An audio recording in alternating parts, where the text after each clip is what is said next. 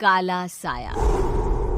यूं तो बनारस घाट अपनी खूबसूरती के लिए बहुत प्रचलित है, पर घाट के किनारे कई राज लिए बैठे हैं। ये कहानी शुरू होती है बनारस के घाट के पास बने ममता निवास से, जहां प्रिया लाल जोड़े में ममता के घर उसकी बहू बनकर आती है। आओ आओ बहू, घर को अपने पैरों से पवित्र करो। ममता घर की दहलीज पार कर ही रही होती है कि अचानक एक बहुत गंदी सी बास पूरे घर में फैल जाती है।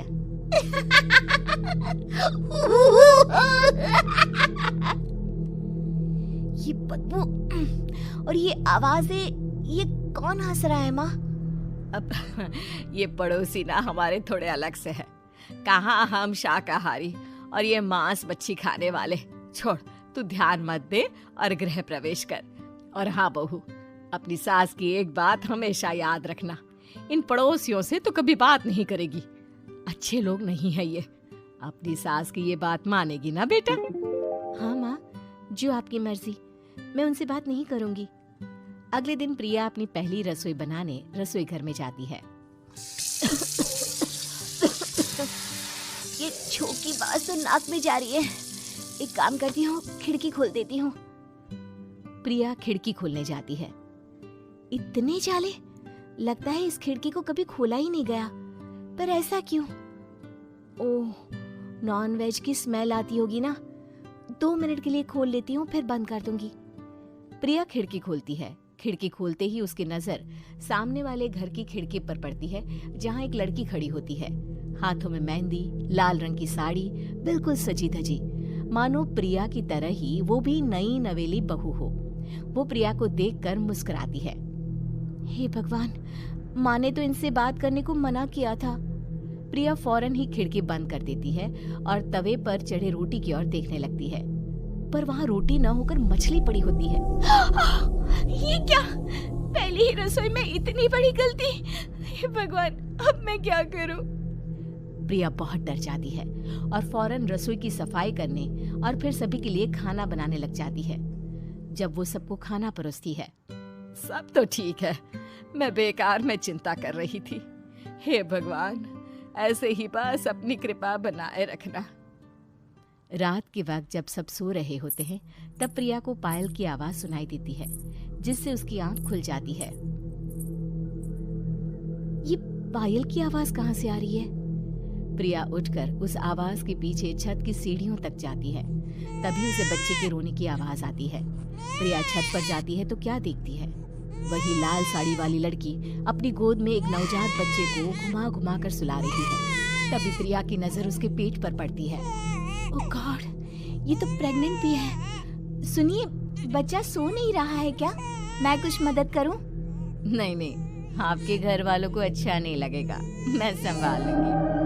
स्नेहा की गोद से बच्चा हाथ मारकर प्रिया की गोद में आने को छटपटाने लगता है। दोनों घर अगल बगल में बने होने के कारण प्रिया उस बच्चे को गोद में ले लेती है। प्रिया के पास आते ही वो सो जाता है। बच्चे का वो स्पर्श रात भर प्रिया भूल नहीं पाती और अगली सुबह वो छत पर कपड़े सुखा रही होती है। तभी उसे एक औरत इशारा करके बुलाती है। स्नेहा कह रही थी बाबू तुम्हारी गोद में आते ही सो गया। मैं गौरी, स्नेहा की माँ हूँ। बहू, घर आना, बाबू को खिला भी लेना। शाम को जब घर पर कोई नहीं रहता, बच्चे से मिलने के लिए प्रिया छिपकर अपनी पड़ोसन के घर चली जाती है और कुछ देर बच्चे को खिलाकर वापस लौट आती है। इसके कुछ दिन बाद ही प्रिया को पता चलता है कि वो माँ बनने वाली है। ममता की खुशी का ठिकाना नहीं रहता।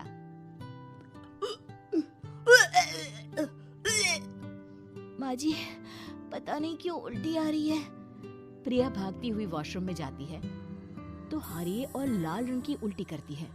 उस उल्टी में से कीड़े निकलते हैं। ये क्या? खून और ये कीड़े! माँ!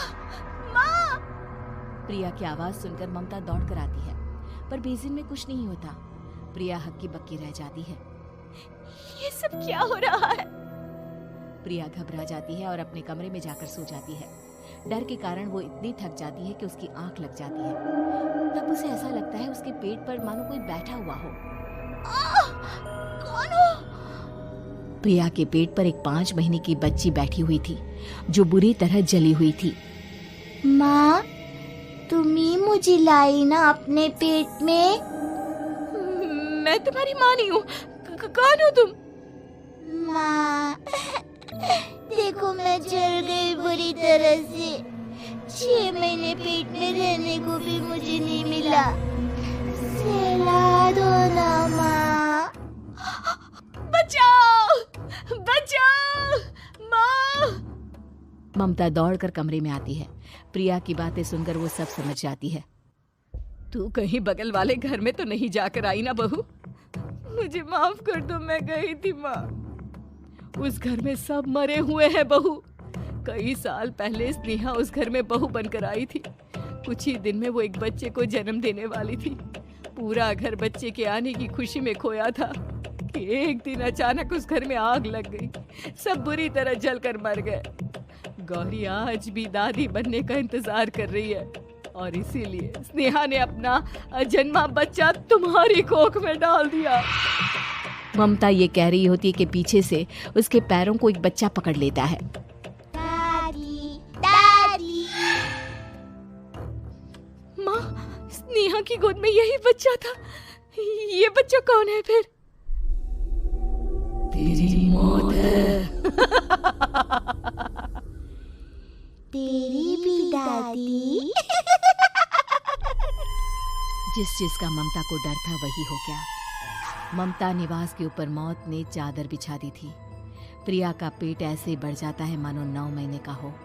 2 हाथ उसके पेट से बाहर निकलते हैं। बहू, संतोष को फोन कर, किसी पंडित जी को बुला बहू। प्रिया का पति भागता हुआ घर आता है। ये तो होना ही था माँ। तेरा पाप तेरे सामने आ गया तो तू सह नहीं पा रही है। स्नेहा घर में आग लगी नहीं थी, माँ ने लगाई थी, प्रॉपर्टी की लालच में। और वो बच्चा मेरी पहली पत्नी का बच्चा है, मेरा बेटा, जो कि उस आग की चपेट का शिकार हो गया था। मैंने तुमसे ये सब माँ के कहने पर छुपाया था। मुझे माफ कर दो प्रिया। तुम अगर चाहो तो यहाँ से जा सकती हो। मैं तुम्हें किसी भी बंधन में रखना नहीं चाहता। मेरी शादी हुई है आपसे, मैं आपको छोड़ नहीं सकती, पर उससे पहले हमें स्नेहा, उसकी माँ और बच्चे की आत्मा की शांति करवानी होगी। संतोष और ममता गौरी के घर जाते हैं। अंदर सब कुछ जला हुआ होता है। जमीन पर जली हुई लाशें बिखरी हुई थी। ममता रो रो कर अपनी करने की माफी गौरी से मांगती है। प्रिया स्नेहा के घर वालों का अंतिम संस्कार करवा देती है और ममता निवास फिर से आत्माओं के साए से मुक्त हो जाती है।